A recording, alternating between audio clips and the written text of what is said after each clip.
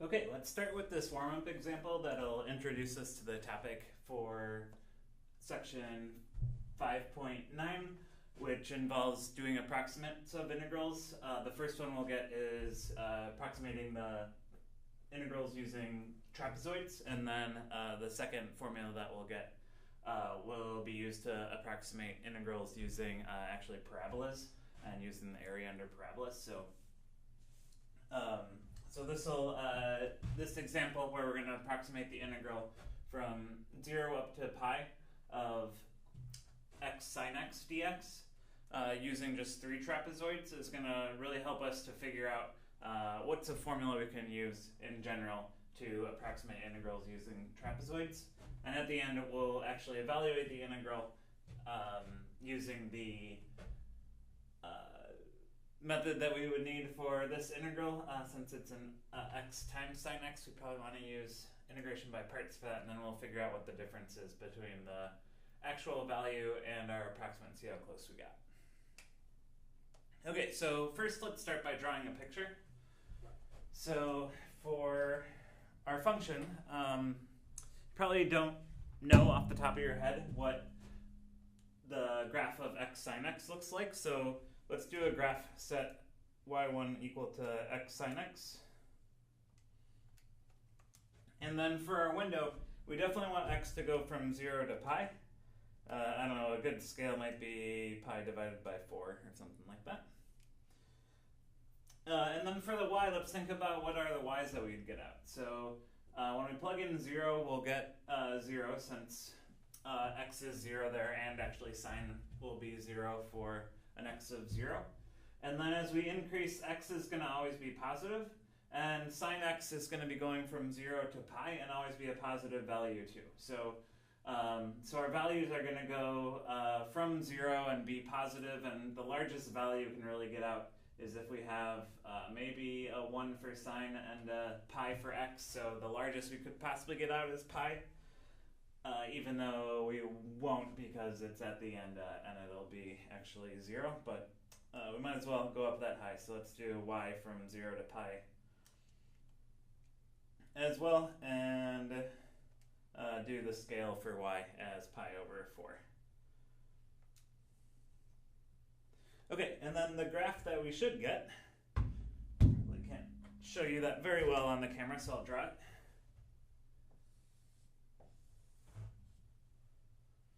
So let's say this is pi, and the graph starts off kind of flat, and then goes up, and then back down, and is back at 0 at pi. And we want to make an approximate of this using 3 trapezoids, so we actually want to split this interval from 0 to pi up into thirds. So if we're splitting it into thirds, well then our values are going to be pi over 3 and 2 pi over 3. And the trapezoids that we'd be making would be over each subinterval. So we'd have a trapezoid here that has one height for one of the parallel sides of the trapezoid that goes up to the function at pi over 3. And then the other one would go up to the function at 0, even though that's actually a height of 0. And we get a triangle there instead of a trapezoid, but it's the same idea. And for 2 pi over 3, we'll be up at that point, and our second trapezoid would again have the 2 bases, the 2 parallel sides that go up to the function, and then the non-parallel sides, they're actually the kind of width of that interval. Okay, and then for our last one, again we'll get a triangle since the height at pi is just 0. So those are our 3 trapezoids, even though 2 of them are triangles that we're going to use to approximate it. And you can tell this doesn't look like a bad approximation. We fit the curve pretty well with those 3 trapezoids. Okay, so I'm going to call the area of the first trapezoid just A1, and then the second one A2, and the third one A3. And the formula for a area of a trapezoid is that the area is equal to the height over 2 times the first base plus the second base. So this is a little bit strange. The height of our trapezoids are actually going to be the horizontal distance because the bases are supposed to be the two different side lengths that you would get on those parallel sides. So here, the h that we'll always be using is actually our delta x that we would have, the change in x for all of the subintervals. Okay, yeah, oh, and I forgot to label my graph. So my graph is f of x equals x sine x.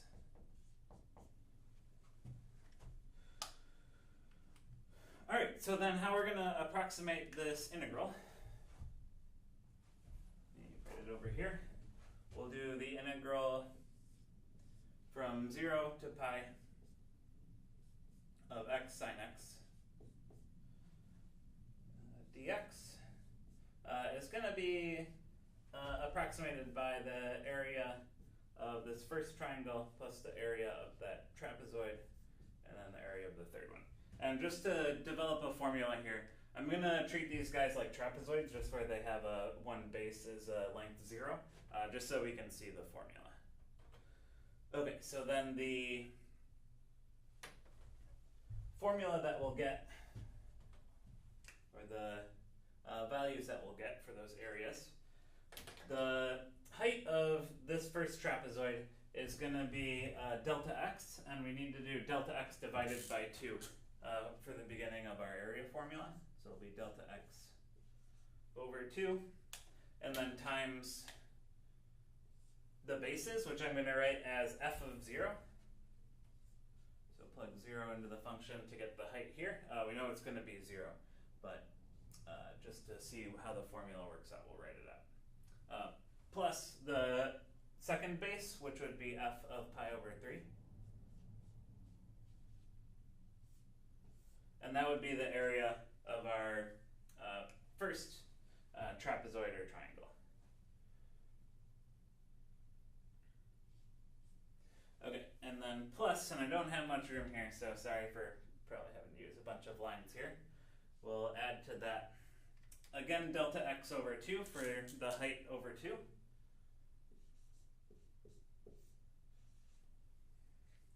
And now, here we do have a true trapezoid, so we'll get a value for the first base would be f of pi over 3. And then the second base is going to be f of 2 pi over 3.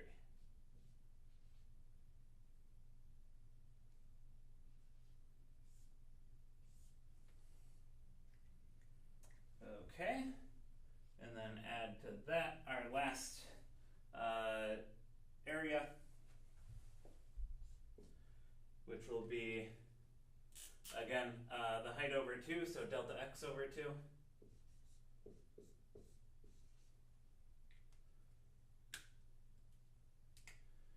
Times the first base, which is f of 2 pi over 3, and plus the second base, which again we know will be 0, but we'll write it as f of pi, just to see how this all works out.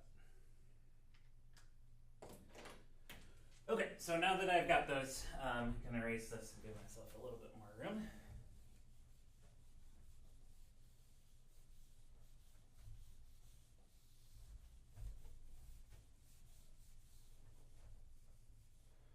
Okay, so first of all of these areas were being multiplied by delta x over 2, so we can actually factor that delta x over 2 out.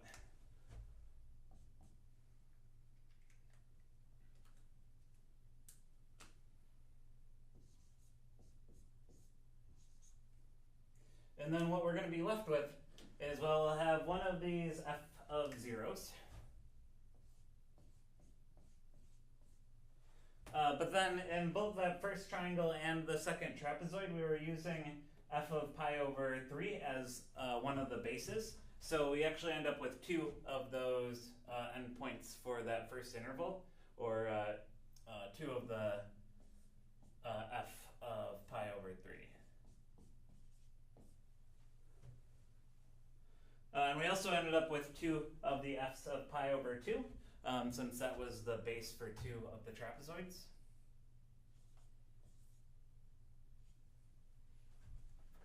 My hand's just writing integrals. All right, so just f of 2 pi over 3. And then we only had 1 of that f of pi as the last base for the last trapezoid.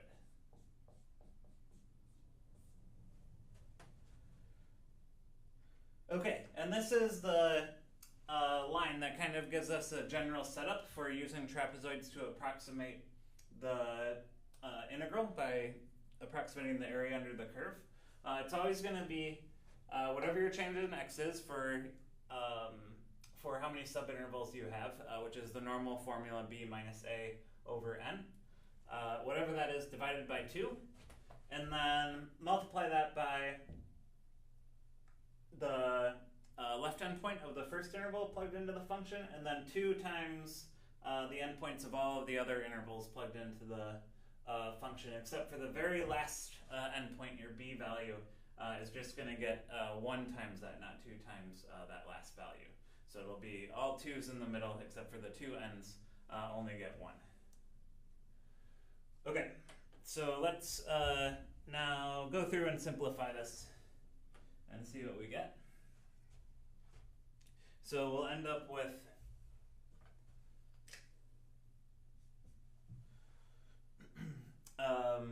delta x, which was pi over 3,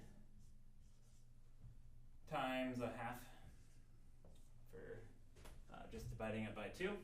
And then f of 0 is 0 times sine of 0, so just 0, and then plus 2 times f of pi over 3, so that'll be 2 times pi over 3 times sine of pi over 3, and then plus 2 times 2 pi over 3 times sine of 2 pi over 3. And then this last one, f of pi, well, it would be pi times sine of pi, but sine of pi is 0, so that one's 0 also. Can't fit it in there. Okay, so then simplifying this, we'll end up with pi over 6 in front times the 0 we don't need anymore. We'll get 2 times pi over 3, and then times sine of pi over 3, so splitting up pi, which is 180 degrees, into thirds. Pi over 3 is the big angle, so the long side of a 60, 30, 90 triangle, so that's root 3 over 2. Okay, and then plus 2 times 2 pi over 3 times sine of 2 pi over 3, so going 2 pi over 3 just puts us over here. Again, the sine of that is going to be the longer side of a 60, 30, 90 triangle, and be positive root 3 over 2 for that one as well. Okay, and then the 2's cancel, or a lot of the 2's cancel at least.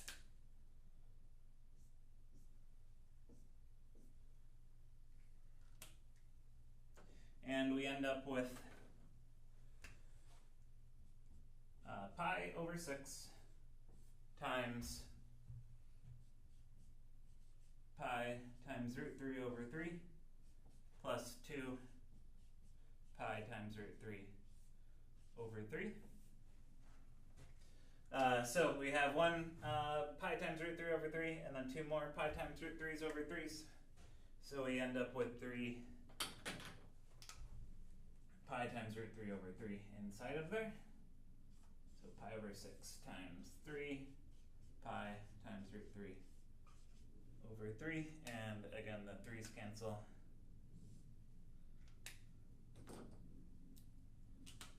This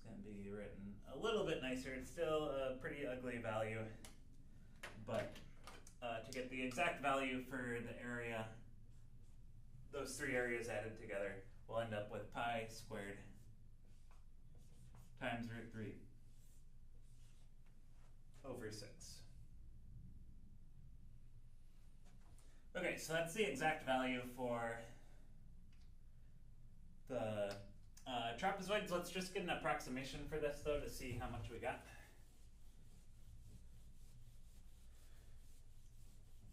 So when we calculate that and round it to 4 decimals, we end up with about 2.8491.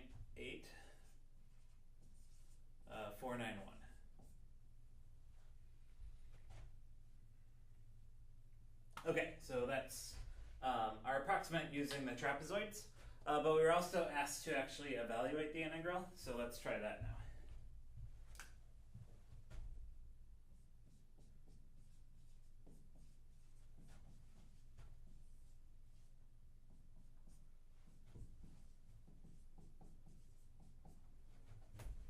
Okay, we're going to have to use integration by parts for this since we've got multiplication of two functions, so it's usually easier to write that by just evaluating the indefinite integral first instead of following along with all of the limits that you're doing throughout. On the notes that I posted online, I just figured out the indefinite integral first and then plugged in the limits afterwards. For this one, I'm going to just show how to show your work doing integration by parts with a definite integral, and you can choose which way you want to show your work on your homework. So, okay, so first of all, we want to do integration by parts. So to choose U, go through that ILATE acronym. So we don't have any inverse trig, we don't have any logs, we have an algebraic function, and that's just x, so we want to let u equal x. And then du equals dx. And then what's left, sine x dx, is going to be our dv. So dv is sine x dx, and then integrate that to get v is equal to negative cosine x for that antiderivative.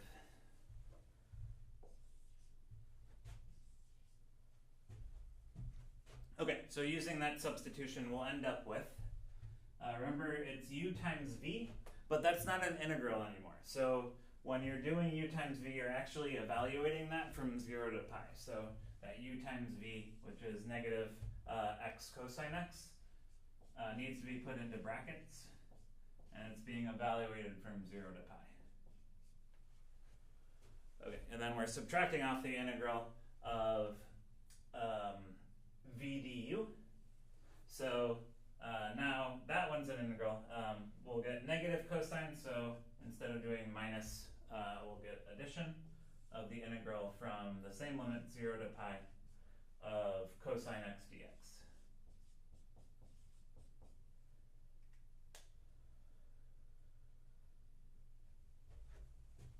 Okay.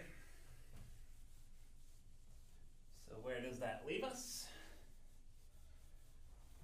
We can evaluate that negative x cosine x for those limits. So let's do that while we're also doing that integral in the same step. So I'll end up with negative pi times cosine of x, negative pi times cosine of pi, and cosine of pi is negative 1, so negative pi times negative 1. And then when we plug in 0, we'll end up with 0 for x and 1 for cosine, but that'll come out to 0, so we don't need to use that. Okay, and then for this antiderivative, we'll get plus our antiderivative of cosine is positive sine, evaluated from 0 to pi. And that'll end up giving us positive pi here. And then sine of pi is, well, 0. Plus that. And then minus sine of 0, which is 0 also. So actually We don't get anything from that sine x antiderivative, and our answer is just pi. Okay, so then for the error, which we were asked,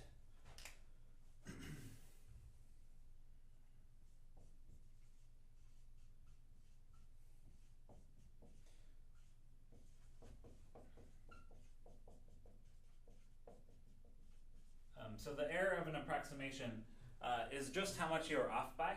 So it's given by the actual value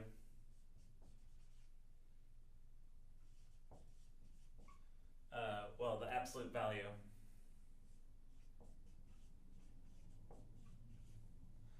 of the actual value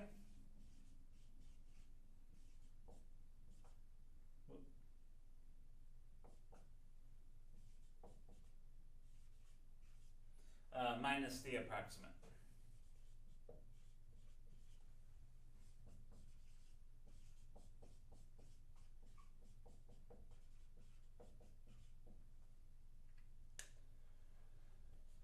Okay, so for us,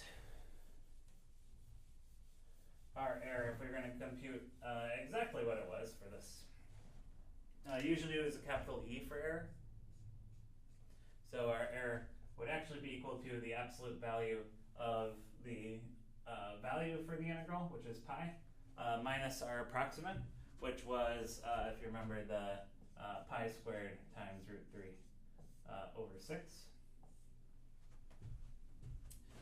So let's just get an approximate for that, and that comes out to about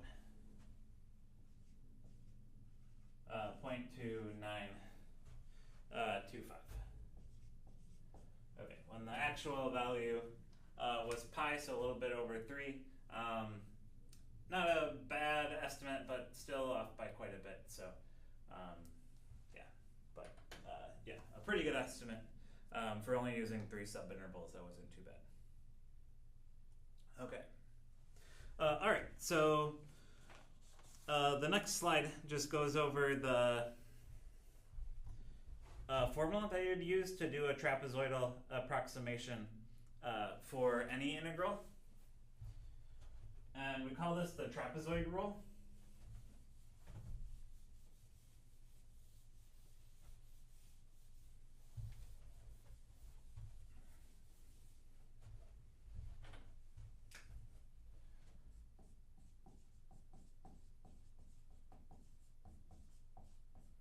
So we've got, if you remember, the right-hand Riemann sum, the left-hand Riemann sum, and the midpoint approximations. Now we can also use trapezoids in order to approximate integrals. So the trapezoid rule tells us that the integral from a to b of f of x dx can be approximated by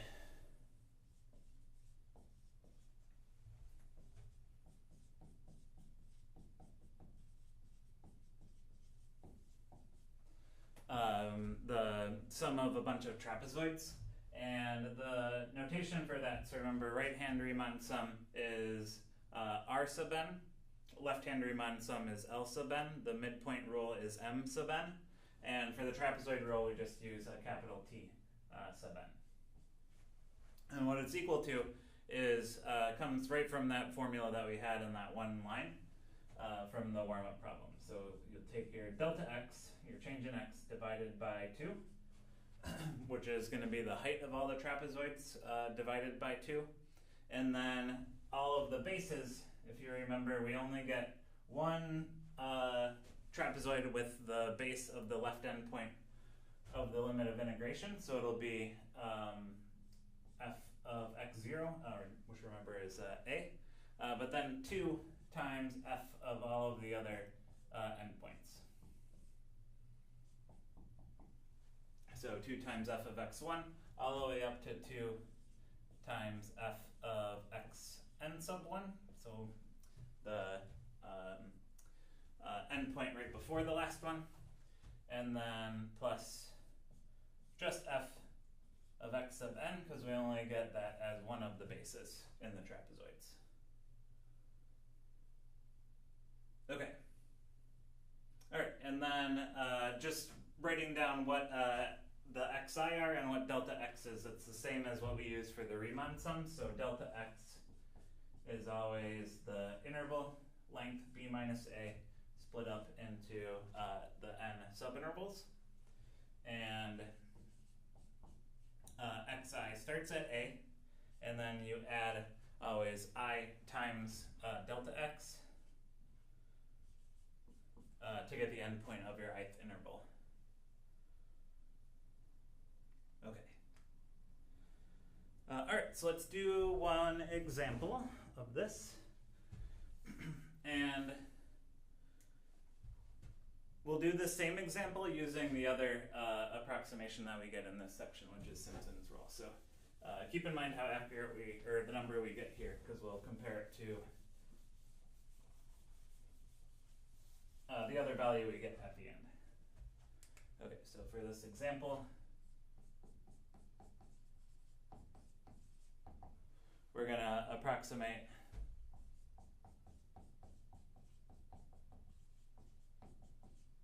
the integral from 0 to 5 of cosine x over x dx using the trapezoid rule with, say, 8 subintervals.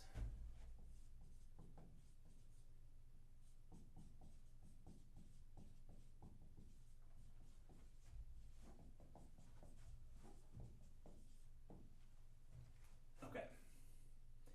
All right, so the first thing that you can do when you're asked for one of these approximations is just figure out what the endpoints are going to be. And to start with that, you want to figure out what delta x is. So delta x is b minus a, 5 minus 0. Oh, I'm sorry, it's supposed to start at 1. So 5 minus 1. Oh, sorry, holding blue. 5 minus 1 over 8, so that'll be 4 over 8 or a half. And then we can just use that to split up that interval from 1 to 5.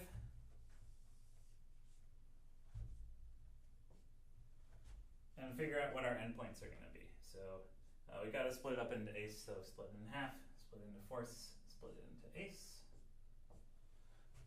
And then we should be going up by half each time.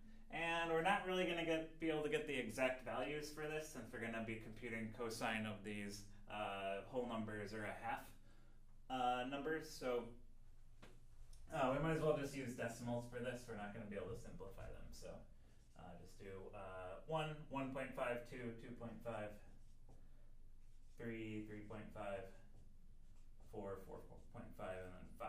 So that works out well. We get our 8 subintervals there. Okay, so once we've got all of those endpoints for our subintervals, now we can use those to write out the trapezoid rule. So our T8 is going to be delta x divided by 2, so a half divided by 2, or 1/4, and then times f of the first endpoint, so 1 plugged into cosine x over x, so that'll just be cosine of 1. And then plus 2 times 1.5 plugged into cosine of x over x, so 2 cosine of 1.5 over 1.5.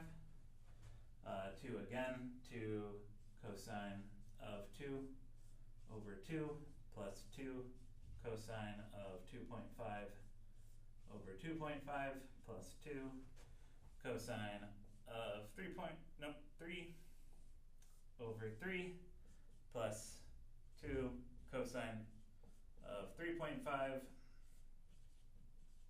over 3.5, gotta keep going, plus 2 cosine of 4 over 4 plus 2 cosine of 4.5. We're on to our second to last one over 4.5. And then our last one doesn't get multiplied by 2. It's just cosine of 5 over 5, or f of 5. Okay, so we just have a bunch of things to add up. So we're not going to be able to get exact values for these cosines, so we're just going to plug them into our calculator and get an approximate for each one. And let's just round it to 4 decimals, or to be kind of accurate.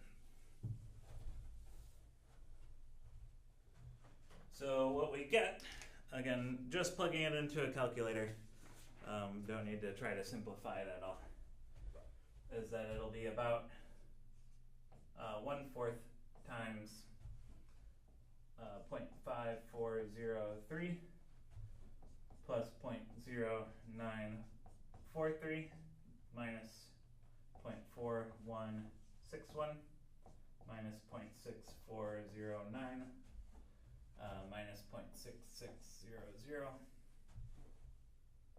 minus 0.5351 minus 0.3268 minus 0.0937, and then it gets back to positive at 5. It goes back up just above 0, 0.0567.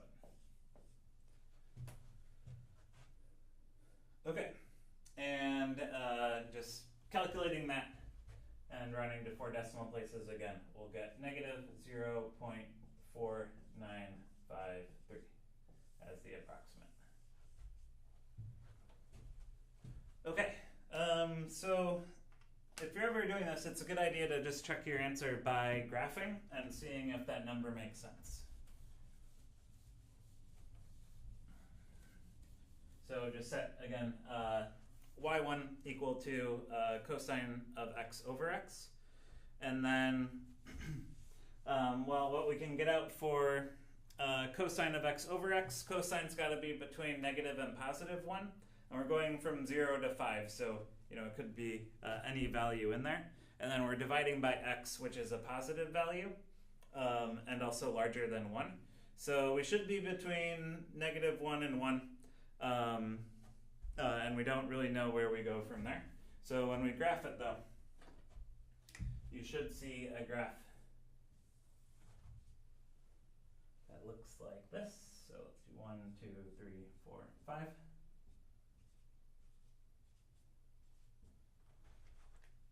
Okay, so it comes in from pretty high to the left of 1, and then drops below the x-axis, and then comes kind of back up a little bit before 5 and goes off that way. So the area that we computed or approximated, there was a little bit of positive area that we had on this first side. Both f of 1 and f of half, I guess I kind of missed it. It should be above the x-axis at a half. Gives us some positive area, and also just a little bit of green area past 5 is going to be positive, but then the majority of the curve is below the x-axis and would count as negative area. So that does make sense that we would end up with a negative value for that approximate. And this is all contained within negative 1 to 1, so it should be pretty close there, or a pretty small negative number there. Okay, so that seems pretty reasonable. Okay, but what's the kind of best approximate that we can use for integrals is what's called the Simpson's rule, which uses parabolas in order to kind of get approximates for 2 subintervals together, and computes the area under the curve from that. So the book does a great explanation of where this formula comes from, and it's actually pretty cool to go through.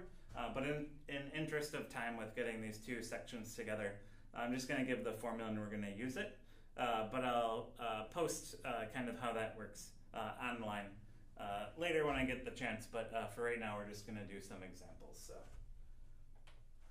Okay, so using the parabolas under the curve is what's called Simpson's rule.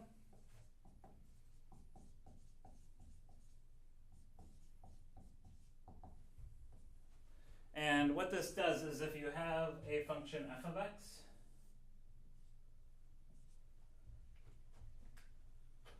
let's just draw a general function here.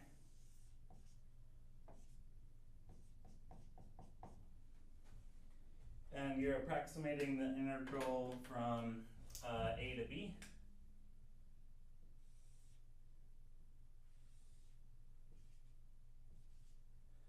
And you split it up into a bunch of subintervals. What Simpson's rule does is actually takes two, I want to use a different color, two subintervals.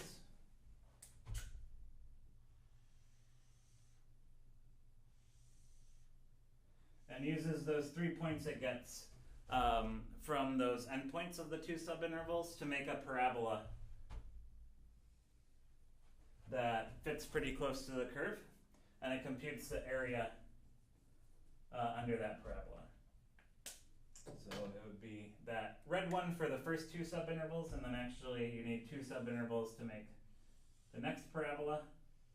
So it would be whatever parabola fits those 3 points the best, and you take the area of that one. So it always has to be an even number of subintervals that you're splitting up into, because you need three endpoints in order to make the parabolas. 3 points determine a parabola. So so it's always an even number when you use Simpson's rule for the subintervals that you put together. And then the way that the formula comes out, so the integral a to b of f of x dx is approximated by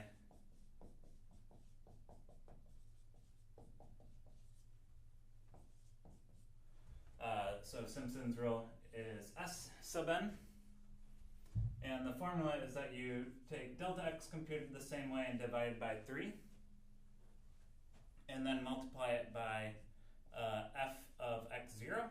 Again, it doesn't have anything multiplied by it, but then the next one actually has 4 times f of x1 for the next value, and then plus 2 times f of x2 plus 4 again for the next endpoint for f of x3. And you keep on continuing with that pattern, going 2, 4, 2, 4, 2, 4, until you get up to 4 times f of xn minus 1, the one before your last endpoint. And then the last endpoint doesn't have anything multiplied by it. F of xn just has 1 times f of xn. So it'll always end in a 4 if you did this right, because n always needs to be even.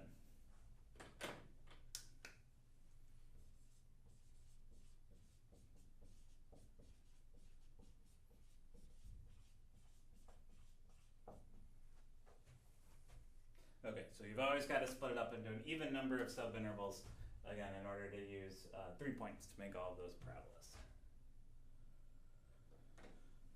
Okay, so let's use Simpson's rule, which seems strange that, why can we just take this times 4 of these and 3 of these? Why can't we use any kind of random number to multiply by each point? But the reason why it works is because it's really computing the area under those parabolas, and the formula comes out using some kind of cool algebra. So, and the antiderivative of a parabola. Okay, so let's use the rule to approximate that same integral that we did for the trapezoid rule.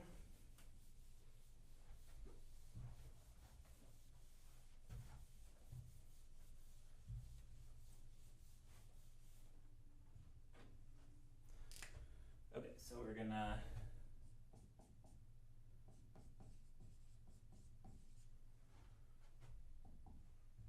I'm just gonna do some shorthand for this. So we're going to use S8 to approximate the integral from 1 to 5 of cosine x over x dx. So the same one as last time. Okay. So we'd want to start this the same way. Figure out what delta x is. It would be 5 minus 1 divided by the number of subintervals 8. So we'd get a half again. Okay, and then what I would normally do is draw out the number line from 1 to 5 and just split it up into my delta x's to get those endpoints, but we already did that. So we'll just jump into computing it. Okay, so our S8 is going to be delta x divided by 3. So 1/2 times a third, or 1/6, times, again, just the function with the first endpoint plugged in, which is 1. So it'll be just cosine of 1 over 1. So we need to write that. And then 4 times the second endpoint. So plus 4 times cosine of 1.5 over 1.5. Plus 2 times the next one, cosine of 2 over 2. And you can see this is going to be the same as the value we computed for the trapezoid for all of these whole numbers that we're plugging in. So we'll be able to at least copy those in for our next step and not have to compute another one. But for these 4, we might need to multiply them out. Okay, so then cosine of 2.5 over 2.5. Next one is 2. Cosine of 3 over 3. Plus, back to 4. Cosine of 3.5 over 3.5. And plus 2. Cosine of 4 over 4 plus 4, and this is the second to last one, so worked out just like it should. We end up with 4 cosine of 4.5 over 4.5 for, this would be the xn minus 1, and then plus just 1 times cosine of 5 over 5. Okay, and again, when we calculate all of these out, we'll end up with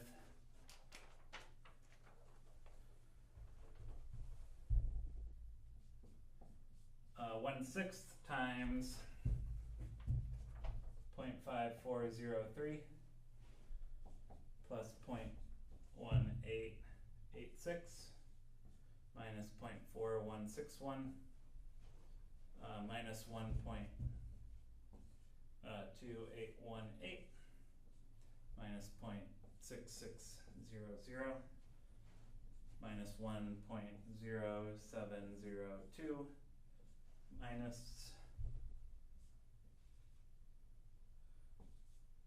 0.3268 minus 0.1874, and finally plus 0.0567. Okay, and calculating all of this out and running to 4 decimal places, we get that this is about negative 0.5261. Okay, oh, and this was an approximate here too. Okay, all right, so we got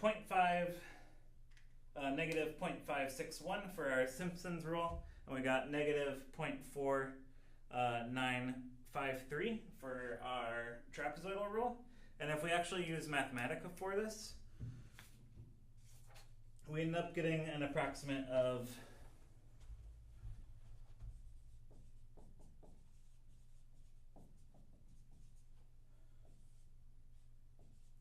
the integral from 1 to 5 of cosine x over x dx. We get an approximate of negative 0.5274. Okay, And yeah, the Simpsons rule is much closer. So again, it doesn't seem like you're really doing much. You're multiplying these guys by 4